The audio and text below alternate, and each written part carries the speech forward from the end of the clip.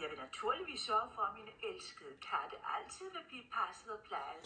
Og hvem kunne være bedre til det end min trofaste butler Edgar? Edgar! Adelaide, vil du testamentere hele din formue til Edgar? Alt, hvad du ejer? Aktier, obligationer, dit palæ, dit lystslot, dine smykker og...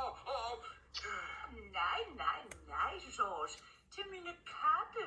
Til dine katte? Katte? Ja, George. Jeg vil gerne have, at kattene skal arve mig først.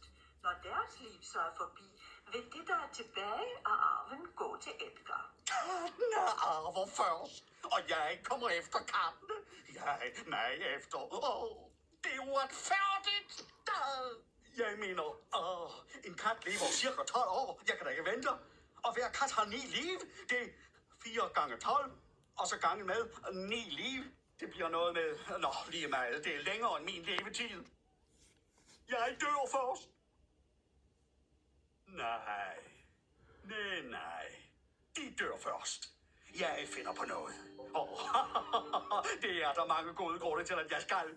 Alle de mange penge. Não, foi. De katte må have vejen.